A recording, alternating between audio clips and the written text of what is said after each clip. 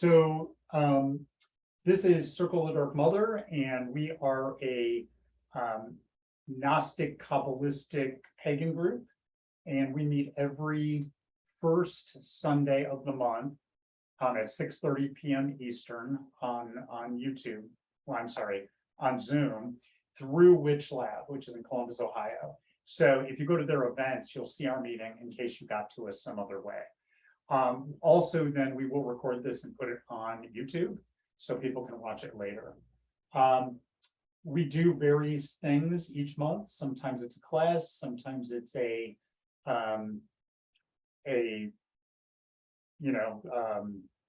ritual, sometimes it's discussion, sometimes it's a meditation. So today, though, we're going to be talking about the archangel Barachiel, and I'm going to turn it over to Brandon, who is going to present today.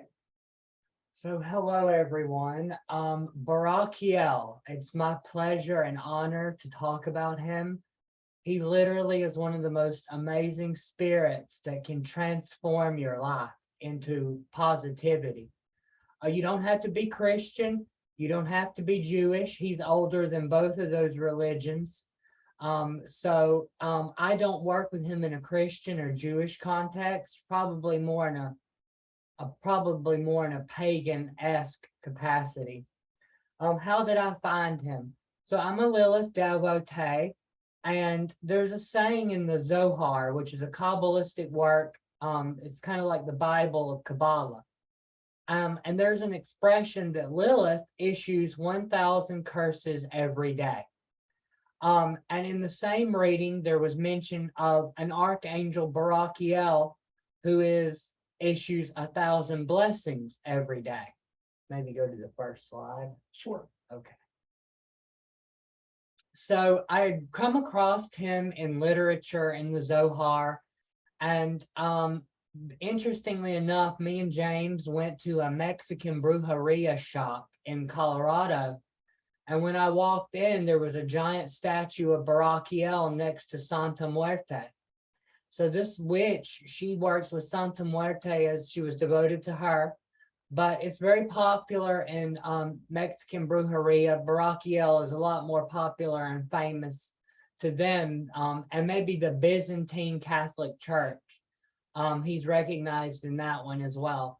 So I saw his statue, and I was going through, my life was completely and totally upside down.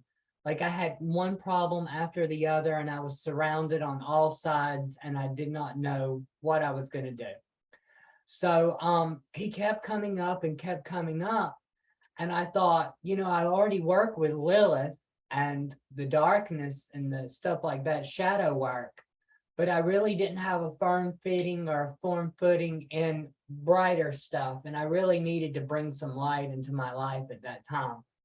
So I did a ritual, and I asked him if he would please help me with all of these things, and that in return, I would buy him that statue and give him a permanent place in my home.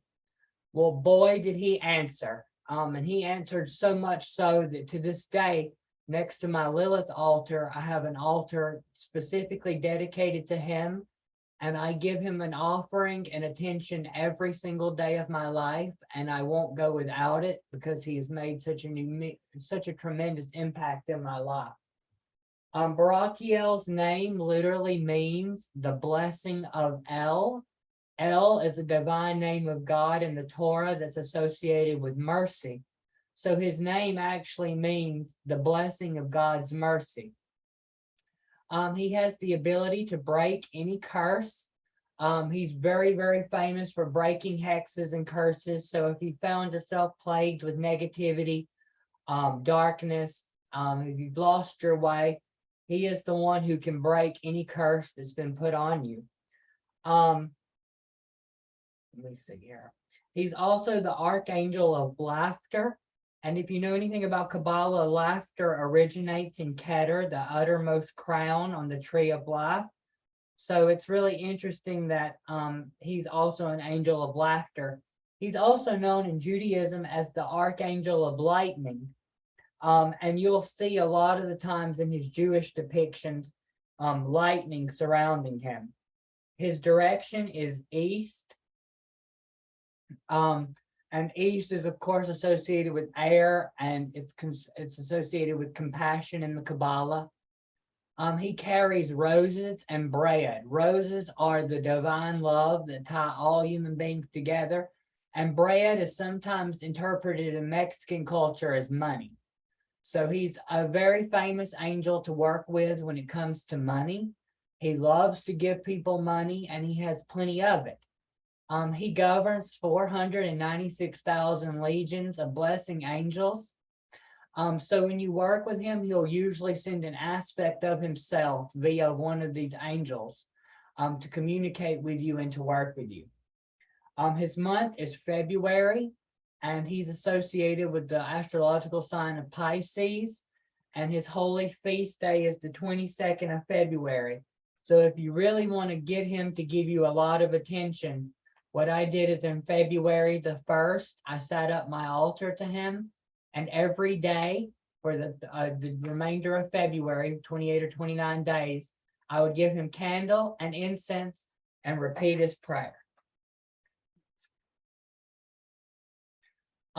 The offerings that he likes are water, roses. I always keep roses on his altar with him. Because when he's around, sometimes you'll smell roses just like come out of the atmosphere. Very, very fragrant. Offering him bread that you can then give to the birds or feed it to an animal. But most of all, good deeds. The thing that he wants the most from anyone that he has a relationship with is you have to become like him. So since he's the blessing of God, then you have to figure out how you are going to be the blessing of God to other people. And that is really the most important thing with him, because he hates evil, lies, trickery, treachery, doing harm to other people. He's very merciful and compassionate, but he will absolutely destroy evil on the spot. His psalm is 22. And just like the 22nd day of February is his psalm, is his feast, the 22nd psalm is associated with him. If you read this psalm, it almost sounds like it's mostly in Judaism and in Hoodoo, it's utilized to run vicious animals that are trying to attack you off, or to get through a war zone safely. But in every day-to-day life, using the psalm with him, I'll repeat the psalm every morning when I get up to do my morning devotionals at his altar. This gives you the power of that psalm and will help bind him to your aura. He is an angel of matrimony. So a lot of times Mexican witches, if a relationship is failing, he's not going to bring someone back who isn't good for you, and he's not going to make matches for you that are going to hurt you or bring you harm or are not for your greatest good. But he does smile on marriage, and if you are having a problem in your marriage, he's amazing in helping to heal what is broken in the relationship. He's associated with the planet Jupiter, just like has said on the Kabbalistic tree of life. And something that a lot of people don't know is that when Yeshua or Jesus Christ gives the 7 beatitudes on the Sermon on the Mount, blessed are the needy, every time he's saying the word blessed, he is saying bara. And bara means blessing, and it's also a way to connect with Barachiel. His chant is bara, bara, Barachiel. And what you typically do to call on him is use the divine name Yeshua and Adonai. So you would say Yeshua, Adonai, and then take up bara, bara, Barachiel. Here in this picture it's very hard to find any sigils, but this is a sigil of Barachiel. And if you look up at the top, there's a chant. Those are the guardian angels that surround Saint Barachiel. So you would take it up. It's Taud Ariya, Ramiya, Zatziya, Taha Buhiya, Galgaliya, Barachiel. Next. Oh, and he belongs to the angelic race of the Hashmalim.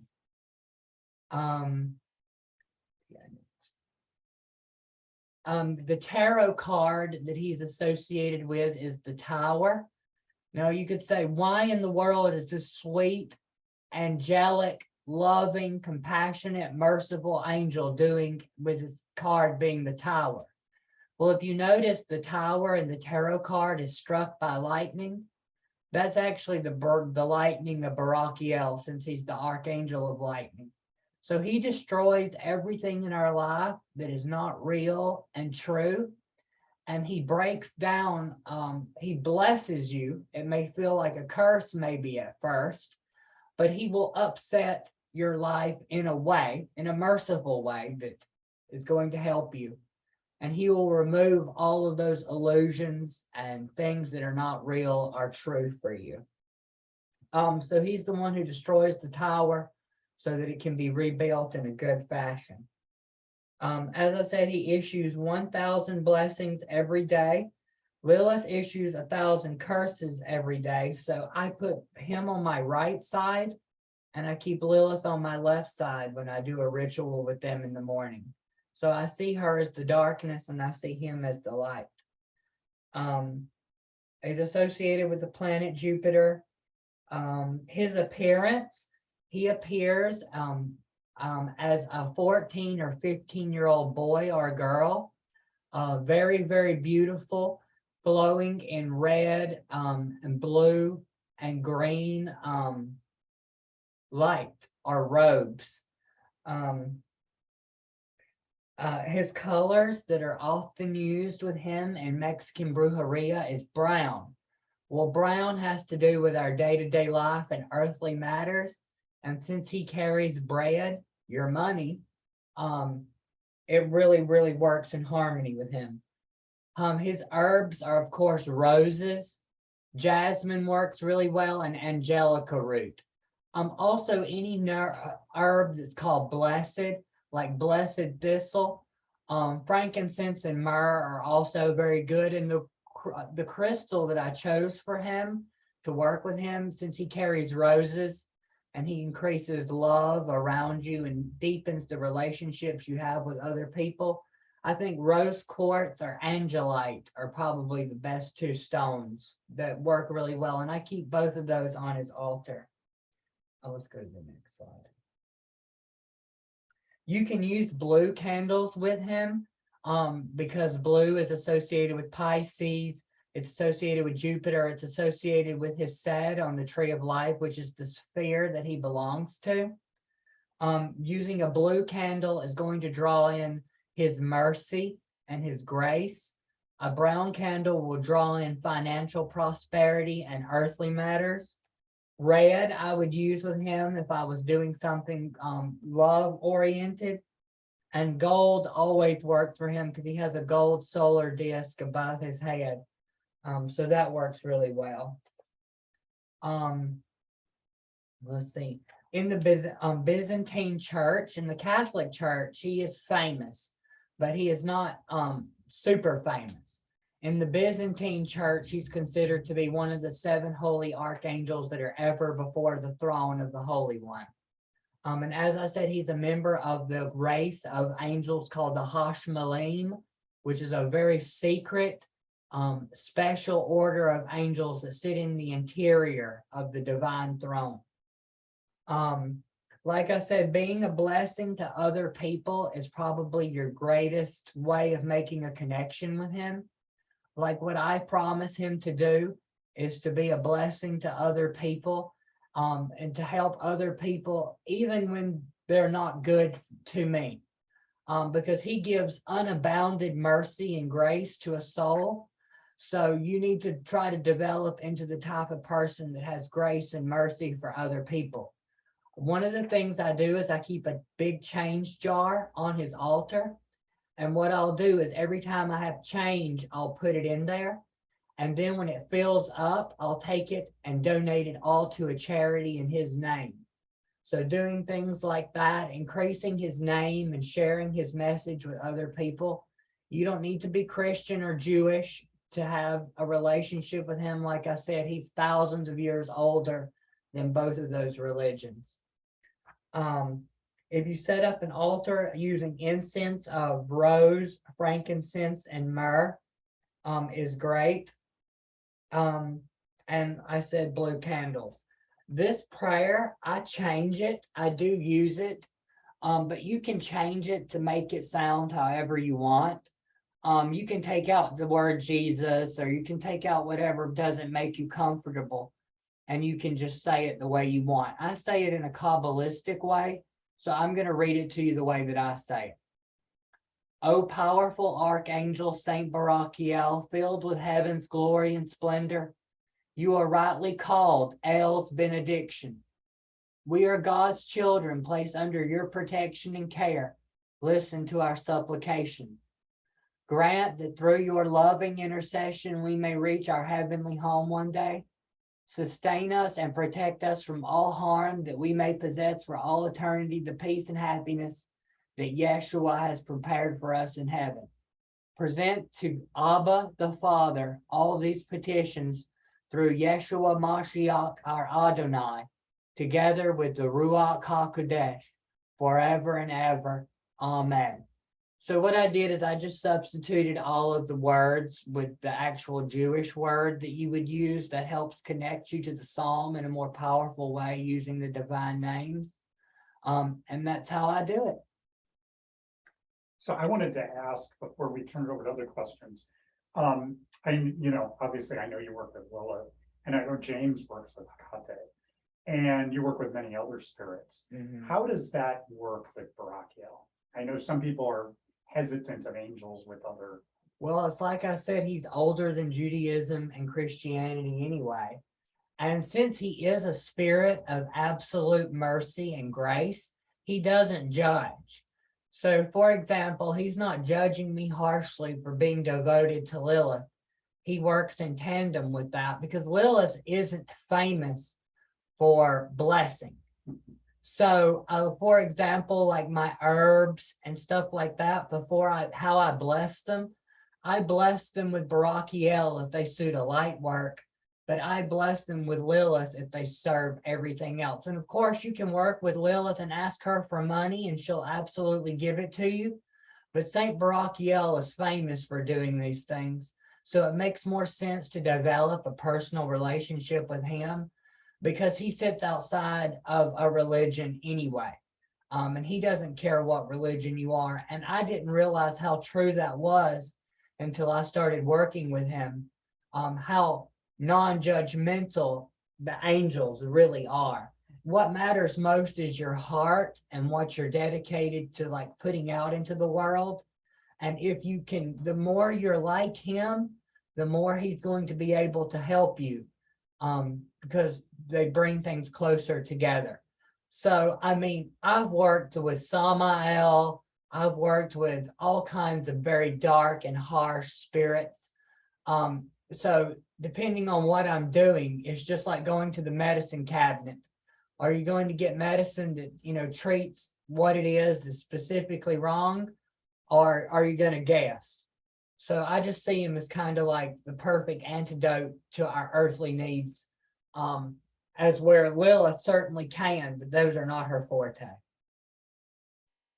And Kabbalistically, of course, we work with many other archangels. Mhm. And with Kabbalah, one of the main ideas is non-dual awareness. And the idea that you can look at the dark and the light and see a continuum instead of seeing good and evil. It's about what you're looking for and what you're trying to do, not the name of the spirit you're working with. Definitely. So any questions, anybody, or comments, anybody on the meeting?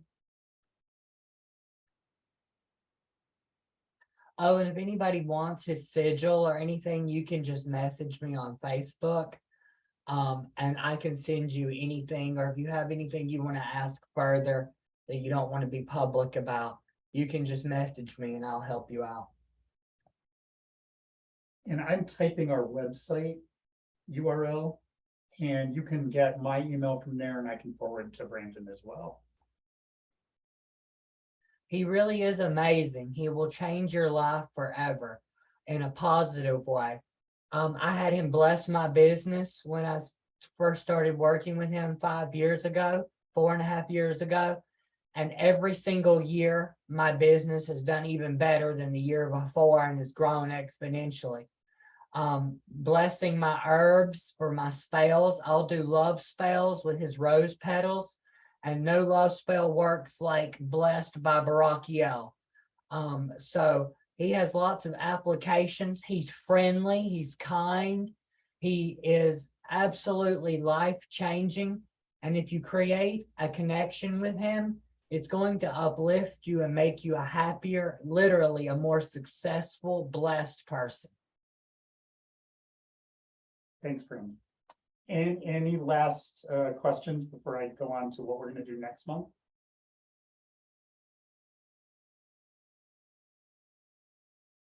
Okay, so next month, the October meeting, I was asked by someone to do a Divine Feminine session, and basically to talk about some of the more lesser known ideas of Divine Feminine. We know in paganism that Divine Feminine is, of course, really big, but what about, where did that come from? Where does Divine Feminine start? And then things about Divine Feminine in, Judaism and Christianity that people don't know are there, but really are. So that'll be next month. You can find us either from the Witch Lab events page, or you can find us also at our website, which I posted in the chat. And you can also find from there our YouTube channel. So if you want to know more, you can contact us or just check these things out. Okay, well, thank you. Till next month, take care and blessings. I'm going to stop the recording before we do anything.